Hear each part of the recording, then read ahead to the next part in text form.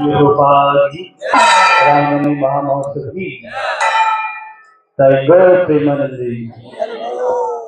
हरे कृष्ण। तो राम कथा के इस द्वितीय सत्र में आप सभी का स्वागत है। हम राम कथा की शुरुआत एक छोटे से भजन से करेंगे। रामचंद्र रघुवीर रामचंद्र रणधीर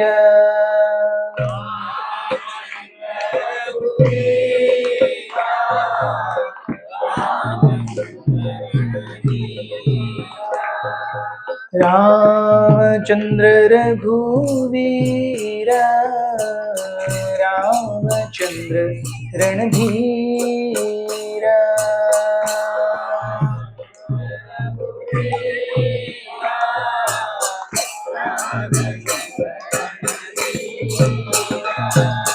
रामचंद्र रघुनाथ रामचंद्र जगन्नाथ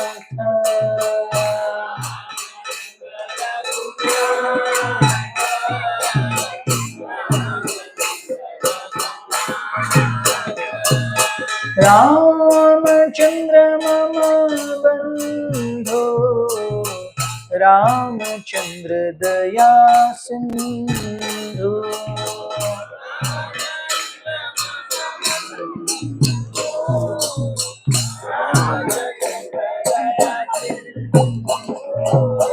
रामचंद्र मम बंधु रामचंद्र दया सिंधु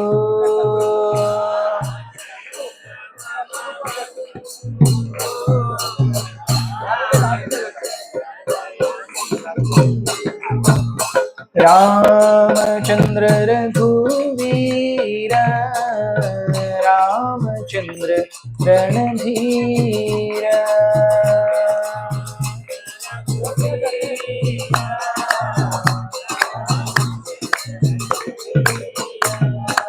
रामचंद्र रघुनाथ रामचंद्र जगन्नाथ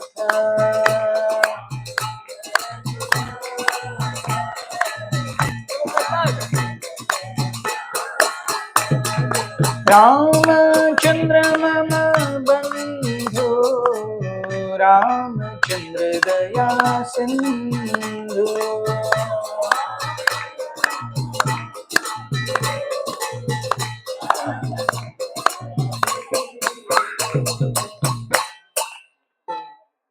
श्री सीताराम लक्ष्मण हनुमान जी की जय। ओम ज्ञानतिमिरन्धस्य ज्ञानाञ्जनशलाकया चक्षुरुन्मिलितं येन तस्मै श्रीगुरवे नमः। श्रीचैतन्यमनोभीष्टं स्थापितं येन भूतले स्वयं रूपः कदा मह्यं ददाति स्वपदान्तिकं। वन्देऽहं श्रीगुरुः श्रीयुतापदकमलं श्रीगुरुन् वैष्णवांश्च श्रीरूपं साग्रजातं सहगणरघुनाथान्वितं तं सजीवं साद्वैतं सावधूतं परिजनसहितं कृष्णचैतन्यदेवं श्रीराधाकृष्णपादां सहगणललिता श्रीविशाखान्वितांश्च। हे कृष्ण करुणा सिंधु दीनबंधु जगत्पते गोपेश गोपिका कांत राधा कांत नमोस्तुते। तप्त कांचन गौरांगी राधे वृंदावनेश्वरी वृषभानुसुते देवी प्रणमामि हरिप्रिये। जय श्री कृष्ण चैतन्य प्रभु नित्यानंद श्री अद्वैत गदाधर श्रीवासादि गौर भक्तवृंद। हरे कृष्ण कृष्ण कृष्ण हरे हरे हरे राम राम राम हरे हरे। तो आप सभी का रामायण के इस द्वितीय सत्र में हार्दिक स्वागत है। कल हमने मंथरा, कैकेयी और दशरथ के बीच के संभाषण पर चर्चा की। किस प्रकार से कैकेयी ने मंथरा ने कैकेयी के हृदय को कलुषित किया, जो बहुत समय तक कलुषित होने के लिए तैयार नहीं था। फिर किस प्रकार से कैकेयी ने दशरथ महाराज के मन पर, उनकी साइकोलॉजी पर आघात करते हुए उनको अल्टीमेटली जो 2 वर चाहिए थे उन्होंने प्राप्त किए जबरदस्ती। yes. आज हम ऐसे ही एक मार्मिक प्रसंग पर चर्चा करेंगे, जो एक दूसरा डिसाइसिव मोड है रामायण का। राम का निष्कासन हो गया है। बहुत सुंदर रूप से वाल्मीकि वर्णित करते हैं कि राम कैसे पहली रात को जब निकले तो सारे अयोध्या, पूरी अयोध्या के सारे पुरुष, छोटे बड़े वृद्ध प्रौढ़, सभी, जितनी हो सके वो स्त्रियां, सभी सीता और राम और लक्ष्मण के साथ चले। पहली रात को उन्होंने शरयू के तट पर विश्राम किया। और रात में जब राम ने देखा कि प्रैक्टिकली सारी अयोध्या ही उनके साथ है, बड़ी देर रात्रि में उन्होंने सुमंत्र, जो कि उनके सारथी हैं और दशरथ महाराज के बहुत ही विशेष, बहुत ही खास अष्ट प्रधानों में से, अष्ट मंत्रिमंडलों में से एक हैं, राम ने उन्हें जगाया रात को 2 बजे लगभग और कहा कि मैं, सीता और लक्ष्मण तैयार हैं, हमें इस प्रकार से यहां से बाहर लेके चलो कि कोई भी हमारे रथ के पहियों के चिन्हों को देख करके पता न लगा पाए कि राम किस दिशा में गए हैं। अन्यथा रथ जाएगा तो भी दूसरे दिन कोई ना कोई तो कैच कर ही लेगा, अरे रथ ऐसे गया, देखो ये पहिए के निशान। तो ऐसा होगा ही, तो ऐसा भी नहीं होना चाहिए। तो उन्होंने कहा कि सुमंत्र, आपका कर्तव्य है कि आप इस प्रकार से रथ को हाकिए कि पता न चले कि रथ कहां गया। तो सुमंत्र ने ऐसा ही किया, क्योंकि शरयू नदी एक खास जगह पर ज्यादा डीप नहीं थी, तो रथ और घोड़े वहां से जा सकते थे। सुमंत्र ने रथ निकाला और रथ जो है एक खास जगह पर शरयू में समा गया। उसके बाद बाहर आया और उसके कई सारे ये दिख रहे थे, अरे ऐसे भी गया रथ, ऐसे भी गया, ऐसे भी गया। तो उसी जगह से सुमंत्र बहुत बार गोल गोल गोल गोल गोल गोल घुमाया रथ को, उन्होंने पता नहीं चले किसी को कैसे गया है। बहुत लंबे एरिया तक सुमंत्र ने बहुत समय तक रथ को घुमाया और अल्टीमेटली एक ऐसी जगह जहां पर से निशान बहुत कम दिखेंगे या भर जाएंगे, ऐसी दिशा से वो रथ निकाल लिए। तो कहने का तात्पर्य है कि किसी की इच्छा नहीं थी अयोध्या में राम के बिना रहने की। दशरथ महाराज अपने दुख के आवेश में कैकेयी को कई सारे बुरे भले वक्तव्य कहते हुए उन्होंने राम के वनगमन के 3रे दिन अपना प्राण त्याग दिया। On the 3rd night of Ram's exile, Dasharath Maharaj quit his body। जब ये बात, अब भरत और शत्रुघ्न जो हैं पिछले 12 वर्षों से ननिहाल में थे, 12 वर्षों से वो अश्वपति के पास हैं, कैकेयी राज्य में हैं, उन्हें पता ही नहीं है यहाँ पे क्या चल रहा है, क्योंकि सब एक शाम की कहानी है।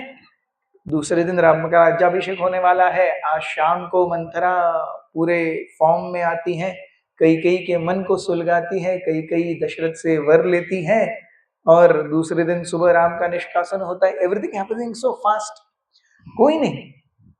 सो जब दशरथ महाराज की मृत्यु हुई तो वशिष्ठ ने सारे जो राज्य की जो ये थे सूत्र थी अपने हाथों में लिए और ये अयोध्या के सबसे 5 ट्रस्टेड गुप्तचरों को कहा कि आप तुरंत जाओ कैकेयी और जा करके दशरथ महाराज को कहो, सॉरी भरत को कहो तुरंत यहाँ पे आ जाए।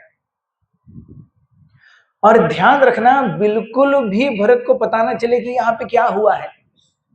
दशरथ महाराज से ये इतना सब कुछ हो गया अयोध्या में, उन्हें कुछ ना पता चले, बस जल्दी से वापस लाना है। और अयोध्या से बहुत सारे ये भेजे अयोध्या से बहुत सारे रत्न इत्यादि गिफ्ट्स भेजेगी, ताकि न केके राज्य में किसी को, न भरत को शक हो कि it's a very very emergency meet. नहीं, बहुत सारा कस्टमरी जो गिफ्ट्स वगैरह आते हैं वो भी आए हैं। सो ये पांचों अयोध्या से निकले और एक रात और एक सुबह से शाम में वो केके राज्य पहुंच गए। शाम को जब वो अश्वपति से मिले तो अश्वपति ने उन्हें बताया कि यहाँ पर भरत तो बहुत अच्छे हैं। उन्होंने कहा हम तुरंत मिलना चाहते हैं, अभी तो शाम का समय है, भरत सो जाएंगे, कल सुबह मिलना। तो ये जो गुप्तचर हैं, they didn't want to sound over anxious कि नहीं अभी मिलना है, क्योंकि it would have raised alarms. वो जितना हो सकता है उतने कूलली कामली अपने आप को दिखाने का प्रयत्न कर रहे थे। लेकिन दूसरे दिन जब भरत महाराज अश्वपति की सभा में आए, उन्हें देखते ही भरत समझ गए समथिंग इज नॉट राइट। हालांकि वो पांचों जो ये हैं गुप्तचर हैं, they were trying to project as cool and calm a demeanor as possible, फिर भी भरत को खनका कि सब कुछ ठीक नहीं है। उन्होंने केवल भरत को वही कहा जो अश्वपति को पिछले दिन कहा था कि आपकी अयोध्या में तात्कालिक जरूरत है और हम निवेदन करते हैं आप हमारे साथ ही आइए। तो भरत बोले ठीक है। उन्होंने तुरंत वो और शत्रुघ्न जो 5 रथ आए थे उसमें से एक के ऊपर बैठ गए and they started going back. एक जगह पर आकर के भरत को जब पता चला कि कुछ ना कुछ गड़बड़ है, क्योंकि ये पांचों कुछ भी नहीं बोल रहे, लंबी जर्नी है, दौड़ा रहे हैं अपने रथों को लेकिन कुछ बोल नहीं रहे, तो भरत का मन इतना ज्यादा उद्वेगित होने लगा, भरत को अपशकुन दिखने लगे।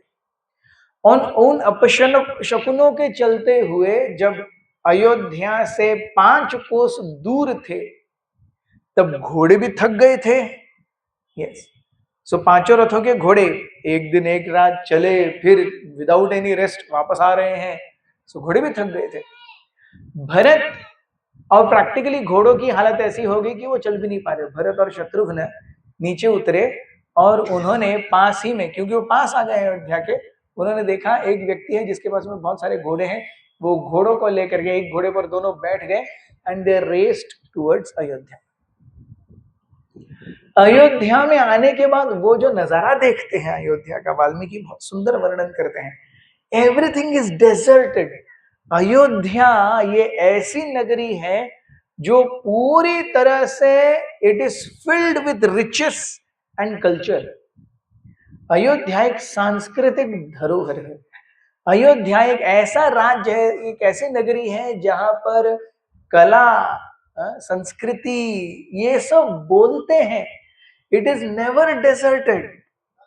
भरत ने कभी अपने जीवन में इतना शुष्क और शांत अयोध्या को नहीं देखा, लेकिन जब आज उन्होंने देखा अयोध्या का gate, the guarding gate of Ayodhya, उसको ब्रीच करना, अयोध्या नगरी का नाम अयोध्या है, अयोध्या, जो कोई भी अयोध्या के ऊपर आक्रमण करने आएगा वो मेन गेट से अंदर ही नहीं जा पाएगा, इसलिए वो अयोध्या है। लेकिन भरत देखते हैं कि इस अयोध्या के मेन गेट पर आज कोई सेंट्री नहीं है, कोई सैनिक ही नहीं है, एंड अयोध्या।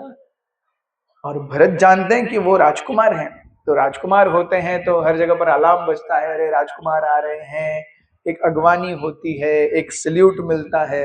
आज भी हम देखेंगे कोई दूसरे राज्य का, राष्ट्र का राष्ट्रपति या प्रधानमंत्री आएंगे तो बड़ा जल्लोश होता है। यस, इंडिया में उसका स्वागत किया जाता है फॉर्मली, तो उस समय तो और कितना होता होगा। लेकिन भरत देखते हैं कुछ नहीं है, एक सैनिक खड़ा नहीं है, कुछ बिगुल वगैरह नगाड़े कुछ नहीं बजाए जा रहे, there is no formal welcome. और भरत सोच रहे क्या हो गया। भरत जब अयोध्या के अंदर प्रवेश करते हैं, पूरी अयोध्या डेजर्टेड है, कोई नहीं दिख रहा है। अयोध्या जिसके गली गली नुक्कड़ नुक्कड़ पे कला संस्कृति लोग गाते रहते थे, खेलते रहते थे, हर जगह पे वेलकमिंग अमृत कलश लगे रहते थे, धान्य को लटकाया जाता था, सड़कों को सुगंधित द्रव्यों से सिंचित किया जाता था। ये कुछ नहीं हो रहा है। भरत ने देखा द एंटायर अयोध्या के सारे निवासी उल्टा भरत को ऐसे देख रहे हैं जैसे उन्होंने कोई बहुत बड़ा महान पाप किया हो। हर कोई भरत को देख रहे हैं जैसे Why are you here? You are not supposed to be here. आप यहाँ पे क्यों हो? और भरत पहचान नहीं पाते।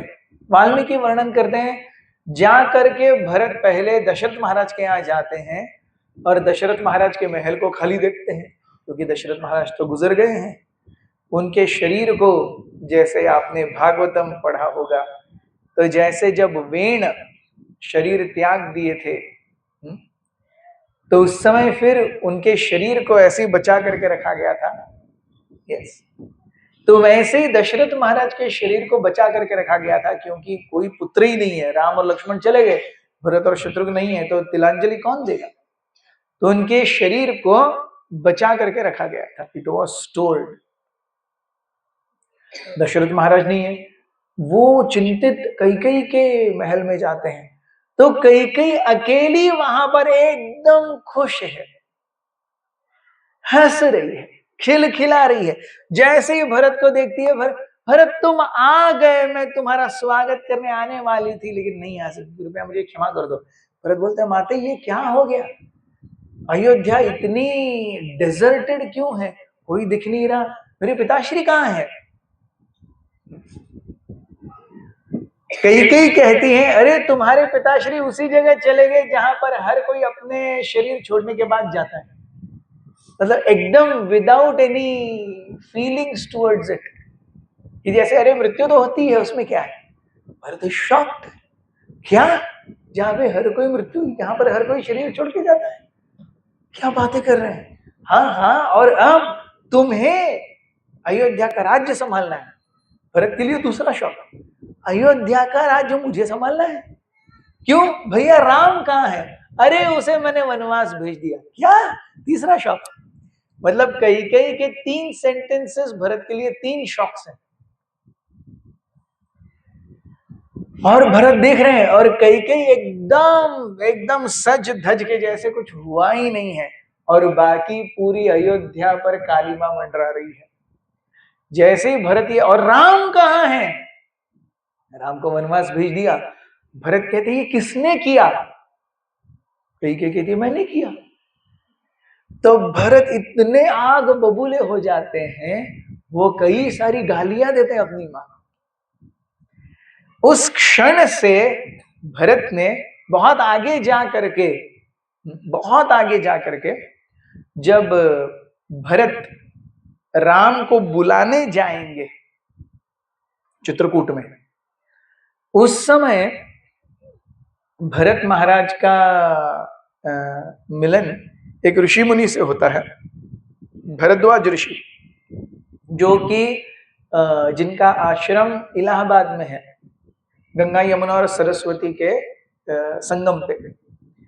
वे फाइनली कहते हैं कि अरे ये कैकेयी तुम्हारी माँ है, इसे माँ के रूप में संबोधित करो। तब तक इस एक, अरे राम को मैंने वनवास भेज दिया, यहां से लेके भरत ने कैकेयी को ये स्त्री करके संबोधित किया है। ये स्त्री अयोध्या के सारे कारस्थानों की जड़ है। इस स्त्री की वजह से मुझे अपने पिता का सानिध्य नहीं मिल रहा है। इस स्त्री की वजह से मेरे भाई मुझे छोड़ करके चले गए। इस स्त्री की वजह से अयोध्या अनाथ हो गई। तो ये स्त्री, और जब ये स्त्री बोलने लगते हैं, तब कैकेयी का दिमाग खनकता है। अरे जिसके लिए मैंने ये सब किया, उसे ये सब अच्छा ही नहीं लग रहा है। अल्टीमेटली कैकेयी ने सोचा था कि भरत राजा बनेंगे, वो कितने खुश हो जाएंगे। यहां पर देखते हैं भरत गालियां मार रहे हैं, और तब कैकेयी को लगता है मैंने बहुत बड़ा पाप कर दिया। And then Kaikeyi keeps crying. तब अब फिर कैकेयी के जीवन में केवल रुदन ही रुदन है।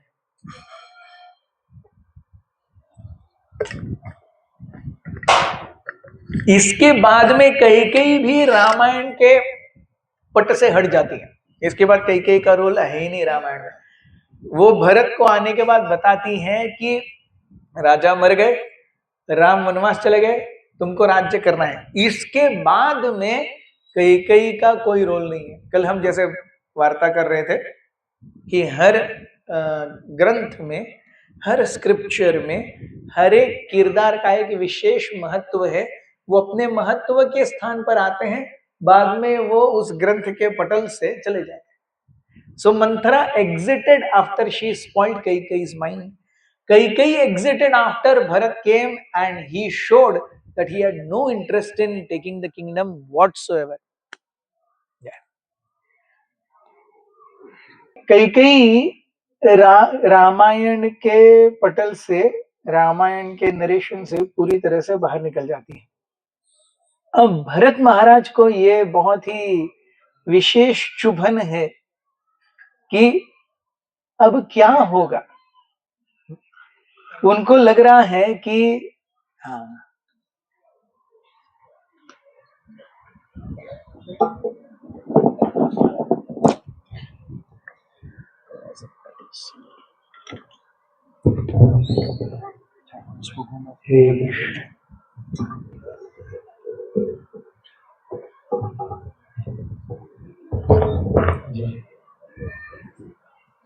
तो भरत महाराज को लग रहा है कि सारे अयोध्यावासी सोच रहे होंगे कि मेरे कारण मेरी मां ने ये कारस्थान किया, पक्का मैं ही हूंगा जिसे राज्य चाहिए, और मैंने अपनी मां को बहला फुसला करके ये सब कार्य करवाया,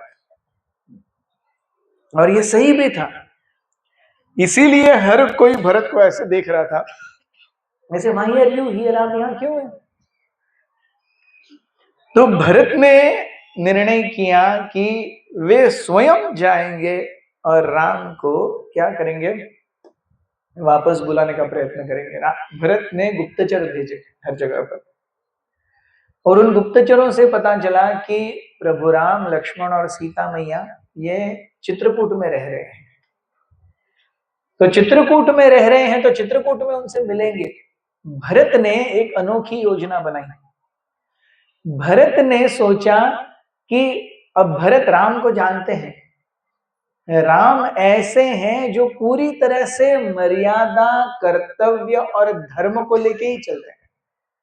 emotions and likings, they are not Ram's forte. ये राम के मन को भाते नहीं है।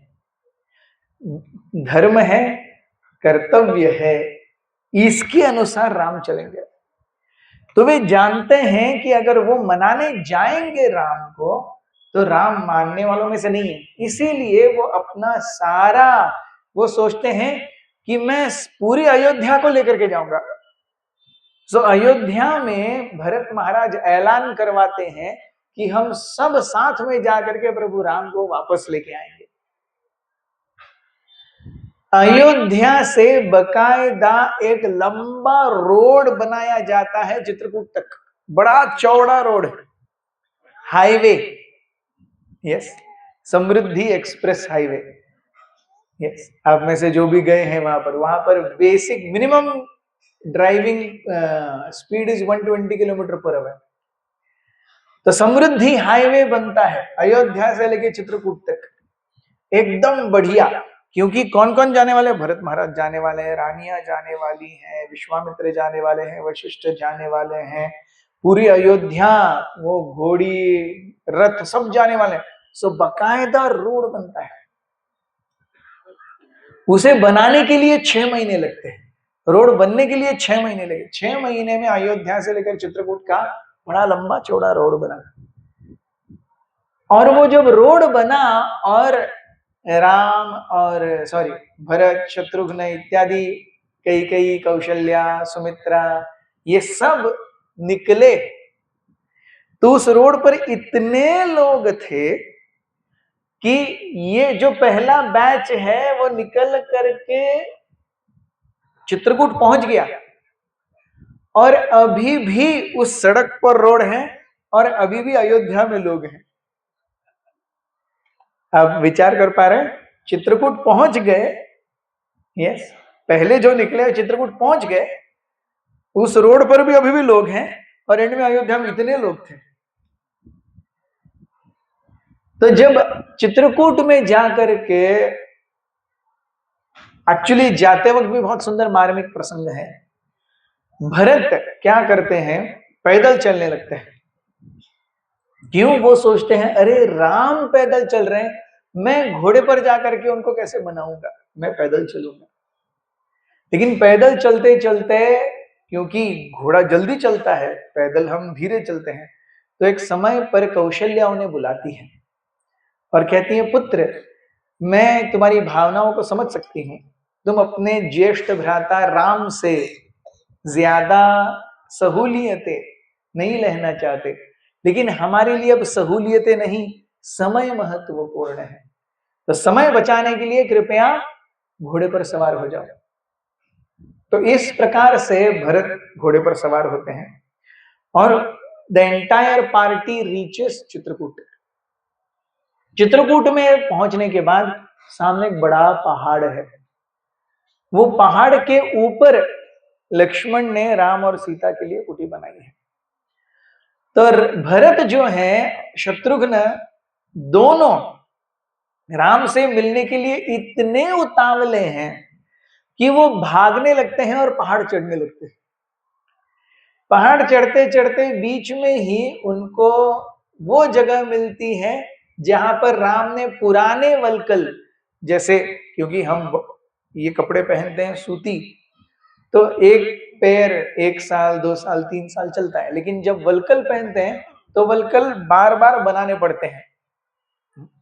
जैसे हमें इनिशियली जब गेरुआ वस्त्र मिला था, तो उस समय डाइंग इतना अच्छा नहीं था, तो हर महीने में एक बार, 15-20 दिन में एक बार हमें वो रंग मिलता है जिसमें हम कॉस्टिक सोडा के साथ में हमारे कपड़े रखते, और उसके बाद में कभी किसी के ज्यादा ऑरेंज हो जाते, किसी के कम ऑरेंज हो जाते, किसी की धोती ज्यादा ऑरेंज है तो कुर्ता कम ऑरेंज है, ये सब चलता रहता था।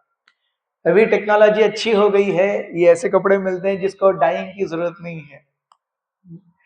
तो समय उस समय बहुत अलग था।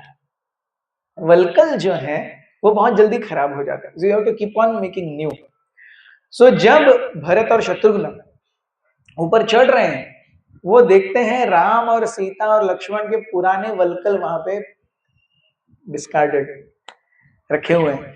ये देख करके भरत की आंखें भर जाती हैं कि मेरे भाई, जिन्हें अयोध्या का राजा होना चाहिए, मेरे कारण, मेरी मां के कारण किस अवस्था में है।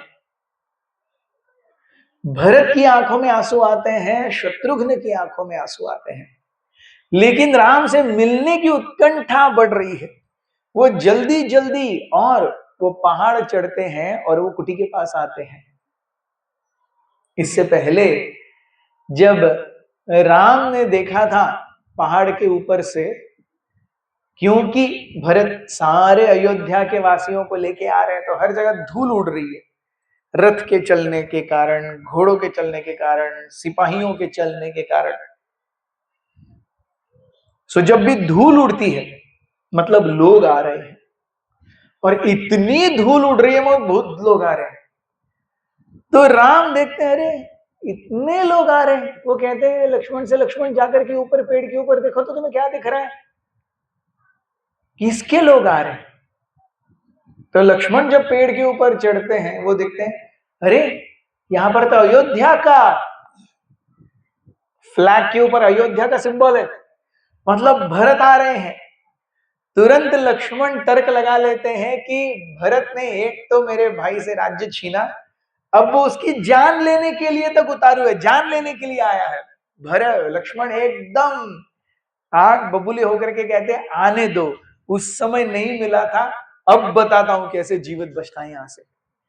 उसको इतनी निर्लज्जता है, एक तो आपको यहां से बाहर निकाल दिया, सीता मैया को वनवास करा रहा है, और हम यहां जी रहे हैं, हमें यहां भले अच्छे से जीते हुए भी उसे देखा नहीं जा रहा, हमें मारने के लिए वो आ रहा है। राम कहते हैं भरत, लक्ष्मण शांत, इतने क्यों उतावले हो रहे हो, मैं भरत को जानता हूं, भरत ऐसा कभी नहीं सोचेंगे।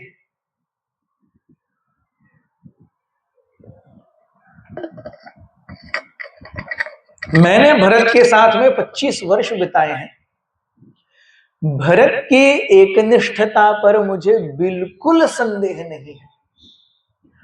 अभी भी मैं कह सकता हूं कि अगर भरत आ रहा है तो केवल मुझे वापस बुलाने के लिए आ रहा है और किसी हेतु से नहीं आ रहा है। लक्ष्मण फिर भी मानने के लिए तैयार नहीं है। लक्ष्मण कहते भैया अगर वो आपको मनाने के लिए आ रहा है तो इतने सैनिक लेके क्यों आ रहा है? अगर आपको मनाना है, यस, आप भीख मांगने जाएंगे रिवॉल्वर लेके, 10 रुपया डाल, नहीं तो भेजा उड़ाएगा, ये काय का भीख है? यस, अगर लक्ष्मण को कुछ मांगना है तो वो सैनिक लेके क्यों आ रहा है? निश्चित रूप से उसके मन में कुछ पाप लगा हुआ है। लेकिन आज मैं भरत की इच्छा को पूरे नहीं होने दूंगा। आज भरत होगा और मैं हूंगा, और अगर भरत के मन में कुछ गड़बड़ है तो या तो वो जीवित रहेगा या तो मैं जीवित रहूंगा। राम कहते हैं अरे लक्ष्मण तुम इतने उतावले क्यों हो रहे हो, उसे आने तो दो। अगर तुम सोचते हो कि वो राजा बनने के लिए इतना ही उत्सुक है तो उसे उधर आने की जरूरत क्या थी? वो तो ऐसे ही राजा है। दशरथ महाराज तो बोले ही हुए हैं कि वो राजा है, उसको तो राज्य पद मिल ही गए, वो यहां क्यों आ रहा है? तो कहते हैं कि इस प्रकार से अगर तुम भरत के ऊपर लांछन लगाना चाहते हो, मुझे बिल्कुल पसंद नहीं है। अगर तुम्हारे अंदर राजा बनने की इच्छा है तो तुम जाओ भरत के साथ। भरत के अंदर ये इच्छा नहीं है, इतना मैं तुम्हें बता सकता हूं। अगर तुम्हारे अंदर ये इच्छा है, जाओ वापस। Bharat, Lakshman feels like it he is being slapped, ऐसा लगा जैसे राम ने उन्हें तमाचा मार दिया। लक्ष्मण शांत बैठ जाते हैं। और ये सब प्रीकर्सर है। जब भरत और शत्रुघ्न ऊपर आते हैं, वो कुटी देखते हैं जिसमें राम और लक्ष्मण हैं, सीता मैया हैं। उन्हें देख करके भरत और शत्रुघ्न रोने लगते हैं। पहले he is not able to imagine कि मेरे भाई ने वलकल डाला होगा। भरत ने क्या किया था? भरत ने कैकेयी के सामने, जब लोगों से उन्होंने पूछा राम और सीता कब गए, कैसे गए, उन्होंने बताया क्या क्या वृत्तांत हुआ वनगमन के समय। तो भरत ने केवल कैकेयी को दिखाने के लिए कि अरे मैं राम को कितना चाहता हूं, भरत ने कैकेयी के सामने अपने राजसी सारे वस्त्र और आभूषण त्याग दिए, अपने बालों की जटा बनाई और कैकेयी के सामने वल्कल धारण की। और तब कैकेयी को कहते हैं ये सब तुम्हारे कारण हो रहा है हे स्त्री। Then Kaikeyi is crying, Kaikeyi पूरा रो रही है। अभी भी जब मनाने के लिए आए हैं तभी कैकेयी आई है, तभी कैकेयी आई है। कौशल्या है, सुमित्रा है, कैकेयी है, राम को मनाने के लिए आए हैं। वो नीचे रुके हुए हैं, केवल भरत और शत्रुघ्न जो हैं वो पहाड़ी चढ़ करके राम को मिलते हैं। जैसे ही भरत दरवाजा खोलते हैं, देखते हैं राम लक्ष्मण सीता तीनों यज्ञ कर रहे हैं। ऐसे लग रहे थे जैसे बहुत लंबे दशकों से जंगल में रहते हुए जो अभ्यस्त हो गए हों, ऐसे साधुओं के रूप में अपना पूरा चिंतन भगवान में विलीन करके राम लक्ष्मण और सीता यज्ञ के लिए बैठे हैं, अपने मुंह से मंत्र पुटपुटा रहे हैं। और जब भरत देखते हैं, उनके पैरों के नीचे से जैसे जमीन खिसक जाती है, वो रोने लगते हैं। उस कुटी के बाहर उन्हें राम और लक्ष्मण की पादुकाएं मिलती हैं। उन पादुकाओं के ऊपर अपना सर रख करके भरत और शत्रुघ्न बहुत रोते हैं, जब तक इनका यज्ञ समाप्त नहीं हो जाता। जैसे यज्ञ समाप्त हो जाता है, भरत और शत्रुघ्न फिर से अंदर जाते हैं और भरत कहते हैं भैया। और जैसे राम देखते हैं पीछे, राम को भी just as they did not, मतलब पता नहीं है ना भाई वलकल में कैसा दिखेगा, जटाएं धारण करके कैसा दिखेगा, नेवर इमेजिन्ड ऐसा कुछ होगा। वैसे ही राम नेवर इमेजिन्ड कि भरत वलकल में दिखेंगे, जटाएं धारण करके दिखेंगे। तो दोनों, भरत राम को राजा के रूप में देखने के इच्छुक हैं, राम भरत को राजा के रूप में देखने के इच्छुक हैं। और दोनों एक दूसरे को वल्कल और जटाधारी के रूप में देखते हैं और दोनों रोने लगते हैं, दोनों एक दूसरे को आलिंगन करते हैं। राम भरत को आलिंगन करते हैं, लक्ष्मण शत्रुघ्न को आलिंगन करते हैं, रोते हैं। भरत राम के पैरों में गिर करके कहते हैं, भैया मैं ही वो दुष्ट हूं जिसके कारण आपको ये दिन देखना पड़ रहा है। पता नहीं किसके बहकावे में मेरी मां आ गई थी कि इस प्रकार से उन्होंने इच्छा की कि मेरे बेटे को राम का राज्य मिल जाए। ऐसा कैसे हो सकता है? ऐसा बिल्कुल नहीं हो सकता। आप राम हैं, आप तो राजा बनने के सबसे योग्य हैं। नियति के द्वारा भी आपको हम चारों भाइयों में से सबसे अग्रगणी भेजा गया है, क्योंकि आपके अंदर वो सारे गुण हैं जो एक आदर्श राजा को चाहिए। एक आदर्श राजा को सबसे बेस्ट मिनिस्टर से घिरा होना चाहिए राज्य को चलाने के लिए। आप यहां वन्यश्व पदों से घिरे हुए हैं। राजा को सबसे कंफर्टेबल रूम और बेड होनी चाहिए, आप यहां जमीन पर सो रहे हैं। राजा को सबसे बेहतरीन और अच्छा खाना मिलना चाहिए, आप यहाँ कंदमूल फल खा रहे हैं। राजा के सबसे अच्छे राजसी ठाट बाट वाले कपड़े वस्त्र होने चाहिए, आप यहाँ वल्कल धारण किए हुए हैं। You are complete misfit over here, oh my dear brother, please come back. आप कृपया वापस आ जाइए। राम देखते हैं भरत को, शत्रुघ्न को, और राम भरत के सर पर, जटाओं पर अपना हाथ फेरते हैं, जैसे एक पिता अपने बच्चों पर हाथ फेरता है। Ram is in that mood off वात्सल्य। राम के लिए अगर राज्य चाहिए तो अपने परिवार और अपने प्रजा के हित और उनके सुख के लिए चाहिए, अन्यथा राम को राज्य से कोई कर्तव्य नहीं है। राम यहां रो रहे हैं कि अरे जो राज्य होना चाहिए था और कम से कम भरत को तो मिलना चाहिए था, आज भरत अपने त्याग, अपने आत्मनियंत्रण, अपने क्षम और दम के कारण वो छोड़ करके यहां पर आए हैं। ये देख करके प्रभु राम का आंतरिक रूप से सीना फूल जाता है, बाह्य रूप से वो रोष कर रहे हैं, वो भरत से खुश नहीं है।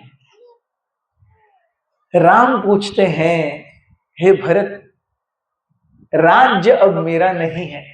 जब पिता ने कहा कि तुम वनवास जाओ, तभी मेरा अगले 14 वर्ष का जो भविष्य है वो तय हो चुका था। अब मैं जंगल में ही रह सकता हूं, अब मैं वापस नहीं आ सकता। लेकिन तुम राज्य कर रहे हो, तुम्हें किसने कहा वल्कल धारण करने के लिए? With whose permission you took these robes of tree bark? पेड़ों की छाल से वल्कल बनते हैं, तो आपने किसके आदेश पर वल्कल धारण किए हैं? और आपने अच्छे आभूषणों के साथ में एक राजा के रूप में, एक राजा के जैसा बर्ताव करना चाहिए, आप एक साधु की तरह यहां पर क्यों आए हुए हैं? ऐसा कहते हुए राम जो हैं वो भरत के सर को सहलाते हुए अपने कंधे पर रख देते हैं और दूसरे कंधे पर शत्रुघ्न के सर को रख देते हैं।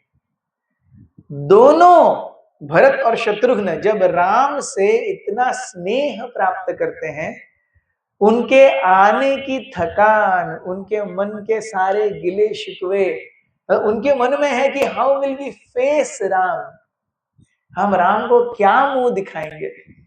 और यहां राम है जो बाहें खोल करके अरे तुम्हें राजा होना चाहिए, इन दोनों को आलिंगन करते हैं।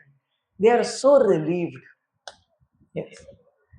राम लीडरशिप का एक बहुत ही महत्वपूर्ण प्रिंसिपल दिखा रहे हैं कि किसी भी अवस्था में किसी भी लीडर के लिए बहुत ही महत्वपूर्ण है कि उनके अंडर जो भी व्यक्ति है, उन्हें प्रजा कह लीजिए या कुछ भी कह लीजिए, he has to be always approachable।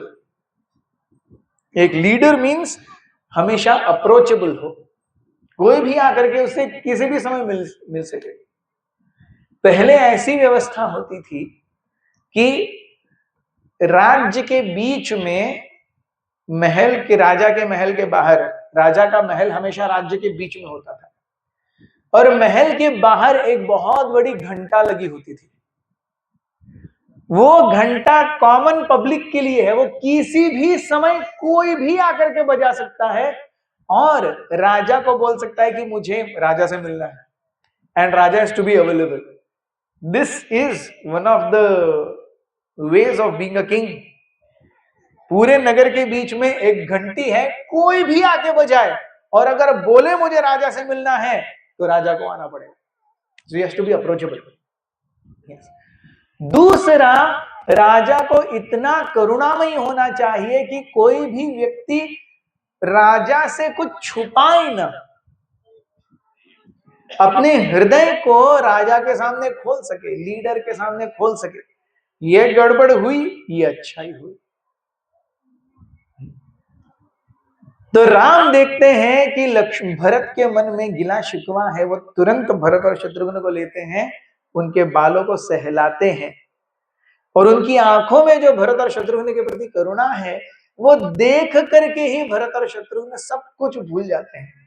They are like transported to the time back in Ayodhya, 12 वर्ष पहले, जब चारों भाई एक साथ रहा करते थे। राम पूछते हैं, भरत यहां पर आगमन कैसे हुआ? आशा करता हूं कि आप ब्राह्मणों की, अपने से बड़ों की, मंत्रियों की, स्त्रियों की अच्छे से देखभाल कर रहे हो, उन्हें आदर और सम्मान दे रहे हो। आशा करता हूं आप सारी रानियां, माता कौशल्या, माता सुमित्रा, माता कैकेयी, खास करके आपकी मां, राम बताते हैं, वो जानते हैं भरत का रवैया क्या होगा कैकेयी के प्रति, लिए खास करके कैकेयी आपकी मां। राम कहते हैं आप उन्हें कहीं नेग्लेक्ट तो नहीं कर रहे? दशरथ महाराज कैसे हैं? मेरे यहां आने के बाद में मैंने उनको बहुत दुख पहुंचाया है, मैं जानता हूं जिस पीड़ा और वेदना में वो थे, मैं उन्हीं के लिए प्रार्थना कर रहा था, आशा करता हूं वो अच्छे हैं। भरत शत्रुघ्न कुछ नहीं बोलते। आशा करता हूं आप अच्छे से अपने राज्य कार्यभार को संभाले हुए हो, राम कहते हैं। तो इतने सारे प्रश्न राम करते हैं, एंड भरत इज साइलेंट, क्योंकि अल्टीमेटली उन्हें बताना ही पड़ेगा कि दशरथ महाराज अब जीवित नहीं है, और अब तक उन्होंने अपनी माताओं को देखा नहीं है जो सफेद साड़ी में है। दशरथ महाराज के जाने के बाद में कौशल्या, कैकेयी और सुमित्रा सफेद साड़ी में थे, लेकिन क्योंकि वो सब नीचे थे और भरत और शत्रुघ्न ऊपर आए हैं पहाड़ के ऊपर, राम ने अपनी माताओं को भी देखा नहीं है, तो माताओं को देख ले तो समझ जाते। But Ram is so eager, Ram जानते हैं कि भरत को वापस जाना होगा, भरत को राज्य करना होगा, तो तुरंत इन सारे प्रश्नों का उत्तर मिलने से पहले ही भरत महाराज को राम कहते हैं, भरत महाराज राज्य करते समय आपको कुछ बातों का ध्यान रखना चाहिए। You should take care of certain things. और वो कहते हैं what are those certain things? Ram कहते हैं 5 चीजों को आपने खास करके महत्व देना चाहिए। क्या है वो 5 चीजें? राम कहते हैं 5 things need to be managed in a kingdom very nicely. What are these 5 things? First is respect management. आप दूसरों को कैसे आदर सम्मान आपके राज्य में कैसा दिया जा रहा है, ये। दूसरा है डिसीजन मैनेजमेंट, कोई भी निर्णय लेना है तो वो कैसे लिया जा रहा है। तीसरा है रेप्यूटेशन मैनेजमेंट, आपका चरित्र, आपका इमेज पब्लिक के बीच में कैसा है, वो बहुत महत्वपूर्ण है। चौथा वो कहते हैं कि टीम मैनेजमेंट, राज्य एक बहुत बड़ा उत्तरदायित्व है, इसको निभाने के लिए आपको कई सारे लोगों को साथ में लेकर के चलना होगा, और ये टीम्स आप कैसे बनाते हो और उनको कैसे मेंटेन करते हो, इसके ऊपर अयोध्या का आगे का भविष्य टिका हुआ है। और फाइनली वो कहते हैं कि एक और चीज महत्वपूर्ण है, क्रिटिसिज्म मैनेजमेंट। कोई अगर हमारे बारे में बुरा भला कह रहा है तो उससे कैसे डील करें। तो राम कहते हैं लीडरशिप में 5 चीजों को मैनेज करना है: respect management, decision management, reputation management, team management, criticism management. और राम बताने लगते हैं एक एक चीज क्या है। सबसे पहले राम बताते हैं रिस्पेक्ट मैनेजमेंट। अयोध्या में आदर या किसी भी एक नेता को कैसे आदर देना चाहिए, राम कहते हैं कि अपने से वरिष्ठों को, ब्राह्मणों को और स्त्रियों को आदर मिलना ही चाहिए। इन्हीं के कारण कोई भी राज्य पनपता है और समृद्ध होता है। इन तीनों को अगर आप रिस्पेक्ट दे रहे हैं और आपको स्वयं वो करना होगा, राम कहते हैं, क्योंकि हम देखते हैं भगवत गीता में, यदि यदाचरति श्रेष्ठः तत्तत् एव इतरो जनः सयत् प्रमाणम कुरुते लोकस्तदनुवर्तते।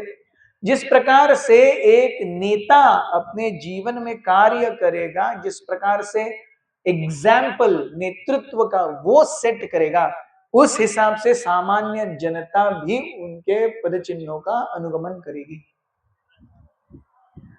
तो राम कहते हैं भरत से, अगर आप अपने वरिष्ठों का, ब्राह्मणों का, साधुओं का, माता पिता का, स्त्रियों का सम्मान नहीं कर रहे, तो जहां पर इनका सम्मान नहीं होता वो जगह अच्छे से नहीं रहे।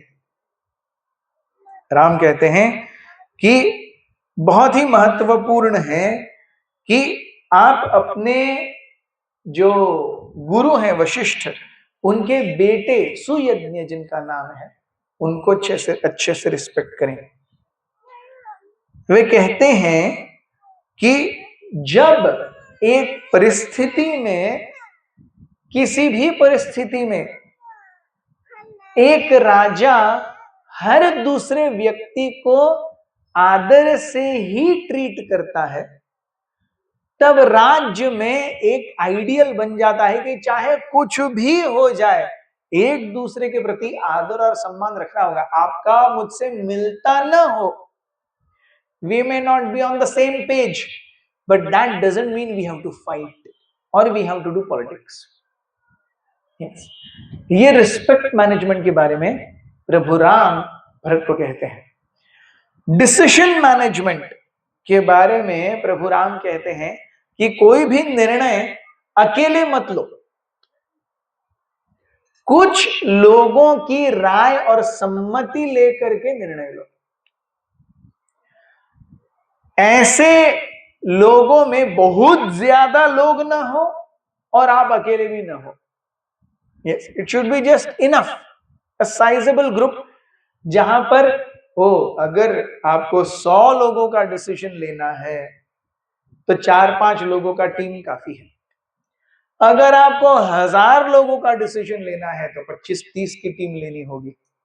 तो कितना बड़ा आपका राज्य है, उसके हिसाब से आपको डिसीजन में अलग अलग लोगों को सम्मिलित करना होगा। वे कहते हैं कि जब तक कोई भी लिया गया डिसीजन इंप्लीमेंट नहीं होता, तब तक वो किसी को बताओ मत, और खाली पीली उसकी शेखी भी मत लो। अरे ये डिसीजन मैंने लिया, ये डिसीजन, अरे डिसीजन लेके क्या फायदा, इंप्लीमेंट कहां हुआ। So there is one thing in taking a decision and the second is implementing that decision. So जब तक कोई डिसीजन लेकर के इंप्लीमेंट ना करो, उस डिसीजन के बारे में किसी को मत बताओ। तीसरा प्रभु राम कहते हैं कि निश्चित रूप से आजू बाजू के जो राजा हैं अपने गुप्तचरों को हर राज्य में भेजते हैं। तो डिसीजंस को इंप्लीमेंट होने तक इतना सीक्रेट रखना चाहिए कि किसी गुप्तचर के हाथों में ये इंफॉर्मेशन न पड़ जाए, न चली जाए कि क्या डिसीजन लिया गया है। फिर प्रभु राम कहते हैं कि maximum benefit in minimal cost. Decisions कैसे हो? ज्यादा से ज्यादा लोगों का भला हो, कम से कम पैसा खर्च करके। This is the best management. फिर भगवान राम कहते हैं कि अगर कोई व्यक्ति गणमान्य है, लोगों के बीच में ही seen as an important person है, तो पब्लिकली उनको डांटो मत, पब्लिकली उनका अपमान मत करो। क्योंकि इससे दो चीजें होंगी। जिस व्यक्ति ने अगर बुला भला कह भी दिया होगा, कुछ गड़बड़ किया होगा, पब्लिकली अगर उसका स्क्रूटिनी हो रहा है तो उसे लगेगा अरे मेरे जीवन में अब क्या फायदा जीने का, इज्जत ही चली गई, वो व्यक्ति सुसाइड कर सकता है। दूसरा, अगर लोगों तक, अगर सबके सामने ये किया जाए तो प्रजा के सामने ये एक आदर्श होगा कि अरे जब तक सब ठीक है तब तक तो बहुत आदर देते हैं, थोड़ा सा भी इधर उधर हो गया तो पब्लिक में अपमान करते हैं, तो कोई व्यक्ति रिस्पॉन्सिबिलिटी लेने के लिए तैयारी नहीं होगा। और तीसरा सबसे महत्वपूर्ण चीज प्रभु राम कहते हैं कि अगर आपके निष्कर्ष में, अगर आपके फाइंडिंग में कोई फॉल्ट है जिसकी वजह से उस व्यक्ति को बुरा लग रहा है, तो उसके अश्रुओं में तुम्हारे सारे पुण्य समाप्त हो जाएंगे। Many times we may take wrong decisions. So अगर किसी सही व्यक्ति के साथ गलत व्यवहार हो रहा है तो उस व्यक्ति के दुख, दर्द और वेदना उस नेता के पुण्यों को लेकर चले जाएंगे। इसीलिए गणमान्य व्यक्तियों को पब्लिकली कुछ मत कहो, जो डील करना है प्राइवेटली, जितने हल्के से हो सके उतने हल्के से। ये सब राम डिसीजन मैनेजमेंट के बारे में बताते हैं। प्रभु राम रेप्यूटेशन मैनेजमेंट, प्रतिष्ठा को कैसे मैनेज करें, वे भरत से कहते हैं कि प्रतिष्ठा एक सोने के कमंडलू जैसा है। अगर वो क्या कहते हैं क्लीन या साफ नहीं है, सोने का कमंडलू है लेकिन साफ नहीं है, तो कमंडलू होके क्या फायदा। और वो सोने का कमंडलू है, हमारे हाथ में नहीं है, तो भी क्या फायदा। सोने का कमंडलू है, साफ नहीं है, तो क्या फायदा, हमारे हाथ में नहीं है, तो भी क्या फायदा। सो प्रतिष्ठा ऐसी है। प्रतिष्ठा कैसी है? वो स्वच्छ होनी चाहिए, सोने के कमंडलू के जैसे स्वच्छ होनी चाहिए, है कि नहीं। जैसे one can be reputed as a serial killer also, है कि नहीं, उसका भी नाम होता है। यस, सीरियल किलर्स का भी नाम होता है। तो वो ऐसी प्रतिष्ठा चाहिए क्या? नहीं, है कि नहीं। तो जैसे अंग्रेजी में कहावत है, in this world there are two kind of people, some are wise, others are otherwise. इस जगत में दो प्रकार के लोग होते हैं।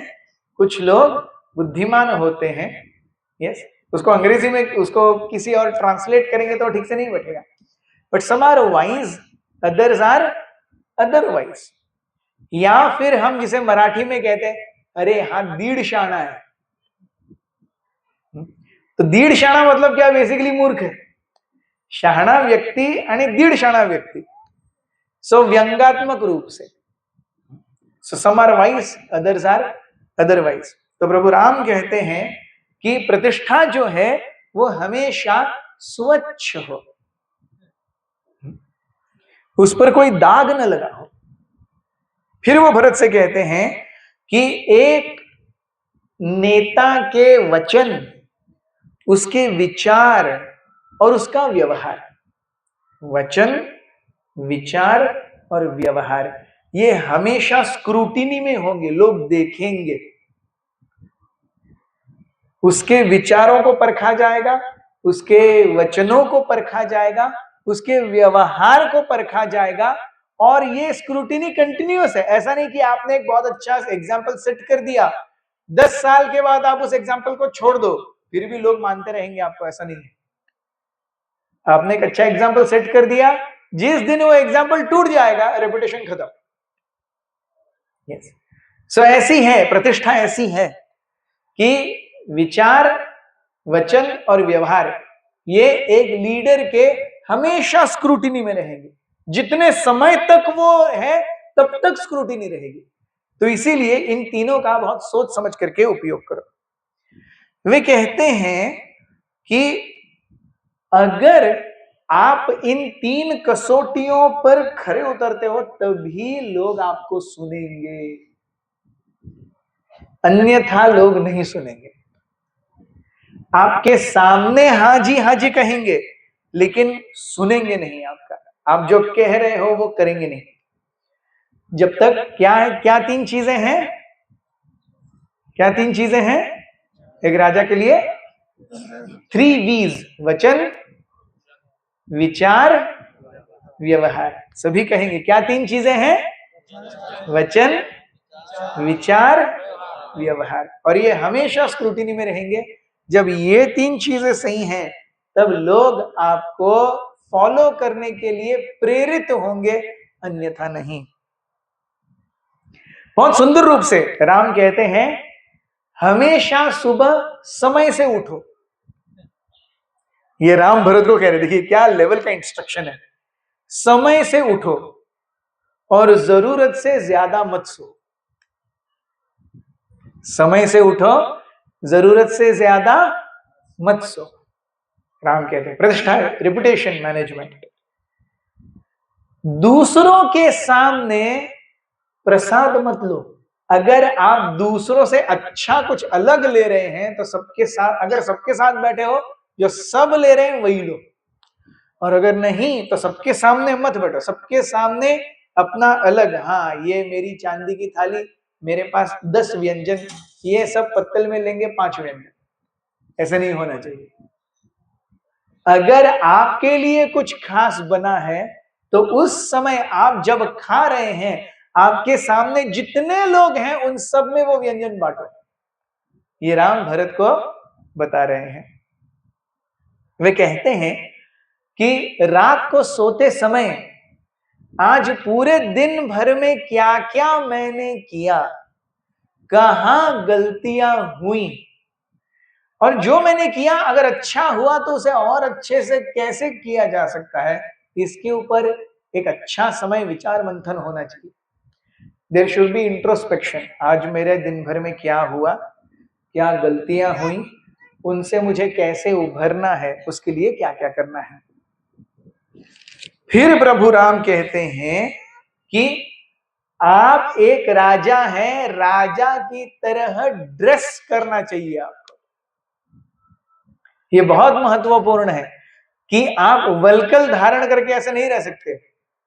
अगर राजा फटे बनियान और चड्डी में घूम रहा है तो लोग देखेंगे अरे ये काहे का राजा है। राजे के वस्त्र राजा के समान होने चाहिए। हम देखते हैं अगर हम मोदी जी को चड्डी बनियान में देख लेंगे तो yes it will be a shock. वो जब पूरा इस्त्री करके सफेद के सफेद वस्त्र, ऊपर से मोदी जैकेट, अच्छे से बाल, they are always presentable, yes they are always image conscious, और ये एक लीडर को होना चाहिए। ऐसे राम कह रहे हैं भरत महाराज को। फिर वो कहते हैं कि अगर कोई व्यक्ति धन, भोग और धर्म इनमें बहुत ज्यादा अंदर चला जाता है तो वो अच्छा राजा नहीं बन सकता। वेरी इंटरेस्टिंगली वो धर्म का भी उपयोग करते हैं, धन, भोग और धर्म। क्योंकि आप राज्य चला रहे हो तो आपको अनस्क्रूपुलस लोगों से जूझना पड़ेगा। कई बार ये ऐसे चोर उचक करके धर्म का चादर लेकर के बैठे रहते हैं।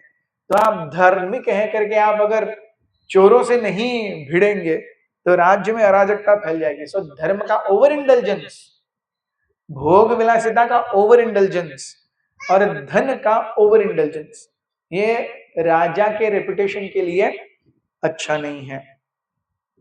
वे कहते हैं कि आपका रेपुटेशन ऐसा होना चाहिए कि राज्य के मेजॉरिटी कामों में आपकी दखलंदाजी की जरूरत ही न हो। आपका नाम ही काफी है। यस, आपका नाम ही काफी है। ऐसी रेपुटेशन होनी चाहिए कि मेजॉरिटी चीजों में आपकी जरूरत ही न हो, अपने आप ही काम चल रहा है केवल आपके नाम से, और आपके नाम के कारण कोई कुछ गड़बड़ी भी नहीं कर रहा है। ऐसा रेपुटेशन होना चाहिए। फिर वो कहते हैं ऐसा राज्य चलाने के लिए मंत्री कैसे हो? जो विश्वासु हो, जो कर्तव्यनिष्ठ हो, वो trustworthy, who have a sense of belongingness, और राजा के लिए जान देने के लिए तैयार हो, ऐसा मंत्री होना चाहिए। यस, मंत्री के क्या गुण बताए गए हैं? विश्वासु हो, यस, कर्तव्य दक्ष हो, और अपने राजा के लिए जान देने के लिए भी तैयार हो। यस, तब ऐसी रेपुटेशन बनेगी। सेनापति कैसा हो? सेनापति ऐसा हो जिसने बहुत युद्ध लड़े हो और प्रैक्टिकली वो युद्ध कैसे चलता है, इसकी रणनीति कैसे बनाई जाती है, समय समय पर चेंज की जाती है, पता चले। सेनापति ऐसा हो जो अपने शौर्य के बल पर अपनी सेना को इंस्पायर कर सके, प्रेरित कर सके। सेनापति ऐसा हो जिससे सेना प्रेम करे, बहुत ज्यादा डरे नहीं,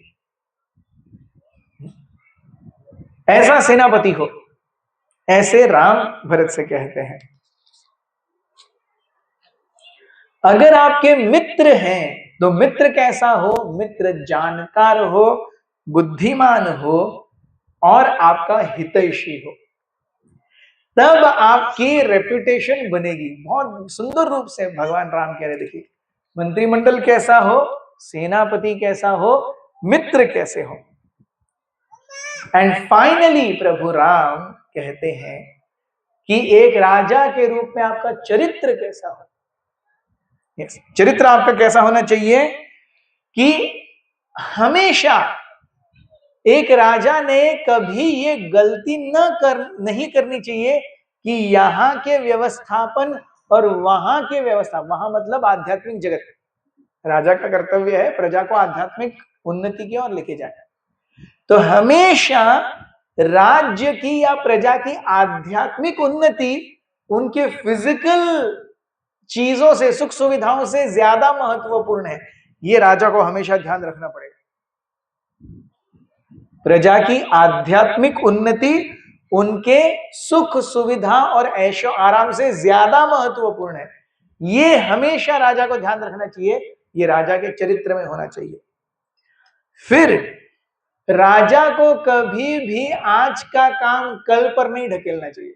कबीरदास जी कहते हैं ना, कल करे सो आज कर, आज करे सो अब, पल में परलय होएगी बहुरी करे वो कब। लेकिन आज उसका दूसरा मंत्र है, आज करे सो कल कर, कल करे सो परसों, इतनी भी जल्दी क्या है जब तू जिएगा बरसों। Is called procrastination. तो राजा को प्रोकैस्टिनेटिंग नहीं होना चाहिए, अरे कल देख लेंगे, अरे परसों देख लेंगे, और केयरलेस नहीं होना चाहिए राजा को। राजा हमेशा सतर्क होना चाहिए, किस समय क्या चीजें करनी आवश्यक हैं, जो आवश्यक है वो आवश्यक है ही, उससे कुछ नहीं अलग किया जा सकता। यस, राजा को कभी भी अच्छे व्यक्तियों का सम्मान करने से चूकना नहीं चाहिए, और वो भी पब्लिकली होना चाहिए। सही व्यक्तियों का सम्मान पब्लिकली हो। राजा को कभी मद, मान और मदिरा में बहुत ज्यादा गाफिल नहीं होना चाहिए। ये राम भरत को बताते हैं राजा को कभी भी माय वे और हाई वे ऐसा एटीट्यूड नहीं रखना चाहिए। तू अगर मुझसे ये नहीं करता, तू अपनी जगह, मैं यहां पे राजा हूं, ऐसा नहीं चलेगा। राम कहते हैं कि अगर अभी कोई डिसीजन लिया गया है, उसका इंप्लीमेंटेशन जितने जल्दी से जल्दी हो वो अच्छा है।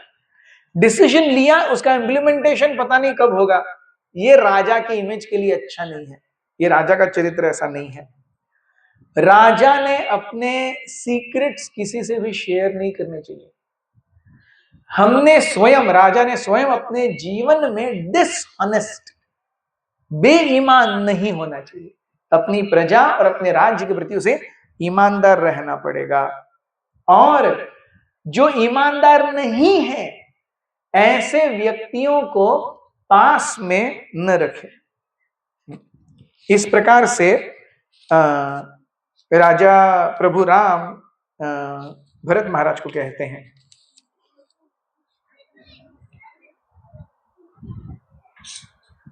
भरत महाराज ये सब सुन करके रोने लगते हैं। भरत महाराज जानते हैं कि ये सारे गुण जो राम बता रहे हैं वो सारे गुण राम में हैं और राम को राजा होना चाहिए, लेकिन परिस्थिति ऐसी है कि उन्हें राजा बनना पड़ रहा है। लेकिन भरत भी ऐसे नहीं है कि ऐसे ही छोड़ देंगे। भरत महाराज इज वेल प्रिपेयर्ड। भरत महाराज कहते हैं कि प्रभु, हम सब आपके छोटे भाई हैं। छोटा भाई संतान के जैसे होता है, तो अगर पिता इतना अच्छा है तो संतान का पिता की जगह पर बैठना कैसे ठीक है। भरत कहते हैं कि अगर राज्य की ही बात हो रही है ना, तो आप कह रहे हैं कि अगर दशरथ महाराज ने आज्ञा दी है, लेकिन दशरथ महाराज ने किन परिस्थितियों में आज्ञा दी। देखिए, दशरथ महाराज स्वयं नहीं चाहते थे कि मैं राजा बनूं और आपका वनगमन हो। चाहते थे क्या? नहीं, ये सबको आप भी जानते हैं। उनसे वो वर जबरदस्ती लिए गए। तो जब एक राजा अपनी सुध बुध खो करके एक स्त्री के वश में आ करके बिना किसी निष्कर्ष पर पहुंचे हुए ये सही है या गलत, केवल भावनापूर्ण डिसीजन ले लेता है, तो उन डिसीजन, क्या वो डिसीजन सही होते हैं? आप मुझे बताइए। So Bharat is trying to trap Ram कि हाँ, जो हुआ वो गलत हुआ। भरत ऐसे बता रहे हैं कि एक अधेड़ उम्र के राजा ने एक स्त्री के चंगुल में आकर के अपनी इच्छा के विरुद्ध जाकर के ये डिसीजंस लिए हैं, और आप सोचते हो मैं उनका पालन करूंगा? It is impossible. मुझे पता है अगर आप आकर के राज्य ले लेंगे तो दशरथ महाराज खुश होंगे। राम कहते हैं कि अरे, आप क्यों सोच रहे हो कि मैं वापस आऊंगा? मैं बिल्कुल वापस नहीं आऊंगा। मेरा अयोध्या में कोई कर्तव्य ही नहीं है। आप बस मुझे बताओ, आप सबकी देखभाल कर रहे हो ना? दशरथ महाराज की देखभाल कर रहे हो ना? He comes back to his original question. Bharat Maharaj तब अपनी आंखों में आंसू डाल करके कहते हैं कि भैया, आपके निष्कासन के तीसरे ही दिन दशरथ महाराज ने अपना प्राण त्याग दिया। ये सुन करके प्रभु राम जो रोए, ही क्राइज बिटरली। उनके हृदय को बहुत वेदना पहुंचती है जब वो सुनते हैं कि भरत महाराज के आखिरी क्षण में मैं उनके साथ नहीं रह सका। वो बहुत रोते हैं। प्रायः इस समय तक कौशल्या, सुमित्रा, कैकेयी भी वो पहाड़ चढ़ के, विश्वामित्र, वशिष्ठ, कुछ सैनिक, कुछ अयोध्यावासी सब ऊपर आ गए हैं पहाड़ चढ़ करके, और प्रभु राम रोने लगते हैं उनको देख करके। वो जितने, वाल्मीकि मुनि कहते हैं, वो जितनी सिसकियां उन्होंने उस समय भरी हैं, उतनी सिसकियां उन्होंने पहले कभी नहीं भरी। राम 2 बार बहुत ही उग्र रूप से रोए। एक जब उनका निष्कासन हुआ और वो कौशल्या से आज्ञा मांगने जाते हैं, तब कौशल्या के रुदन को सुन करके राम कौशल्या की जंघा पर अपना सर रख करके इतना रोते हैं, इतना रोते हैं। और उसके बाद वो अब रो रहे हैं, वो अपने आप रो रहे हैं। और रोते हुए उनके और लक्ष्मण के विलाप को देख करके भरत और शत्रुघ्न भी रोने लगते हैं। राम लक्ष्मण और शत्रुघ्न को अपनी जंघा पर लेटाते हैं। इधर भरत लेटे हैं, इधर शत्रुघ्न लेटे हैं, और लक्ष्मण यहां पर है, और राम अपने दोनों हाथों से इन दोनों का सर ये कर रहे हैं, कभी कभी लक्ष्मण को थपथपा रहे हैं। And all of them are crying. ये देख करके बाकी सब लोग जो है वहां पर उपस्थित, उनकी भी आंखें नम हो जाती हैं। बहुत समय रोने के पश्चात चारों भाई उस पहाड़ से नीचे उतरते हैं और मंदाकिनी नदी के तट पर बहुत ही सिंपल तरीके से दशरथ महाराज का अंत्येष्टिकरण फिर से होता है। भरत महाराज कहते हैं कि अरे मेरे कारण मेरे पिता को अपना जीवन नष्ट करना पड़ा। मैंने हालांकि उनका अंतिम संस्कार किया है, लेकिन वो मृत्यु के समय भ्राताश्री आपका नाम ले रहे थे, तो मेरे प्रति उनके क्या मन में विचार थे उस समय मैं कुछ नहीं कह सकता। अगर आप फिर से एक बार श्राद्ध करेंगे तो पिताजी को बहुत सांत्वना मिलेगी। ये कह करके वो सब श्राद्ध करते हैं। और तीनों रानियां ये श्राद्ध, क्योंकि वो जंगल में है, मंदाकिनी के किनारे ऐसे ही बैठे हुए हैं, what arrangements you can get. तो पूरे पृथ्वी के चक्रवर्ती सम्राट दशरथ महाराज 60,000 वर्षों तक राज्य किया, और अंत में अंत्येष्टि के समय कुछ नहीं है। ये देख करके रानियों को इतना दुख होता है, वो रानियां भी बहुत रोती हैं। इसके बाद में भरत महाराज का फिर से राम को मनाने का चक्र है जो आगे बढ़ता है। कल हम इसे फिर से आगे बढ़ाएंगे। कल रामनवमी है, सो कल सुबह भागवतम में इस चर्चा को समाप्त कर सकते हैं। Is that fine? यस। सो कल कुछ चर्चा बाकी है। कल सुबह जब भागवतम होगा, भागवतम में इस प्रसंग को अंत करेंगे, और कल शाम को हम हनुमान जी और सीता का प्रसंग लेंगे, जब हनुमान जी सीता को सुइसाइड से बचाते हैं अशोक वाटिका में। तो अभी सांस्कृतिक कार्यक्रम है, तो आप सभी बैठे रहिए। कल सुबह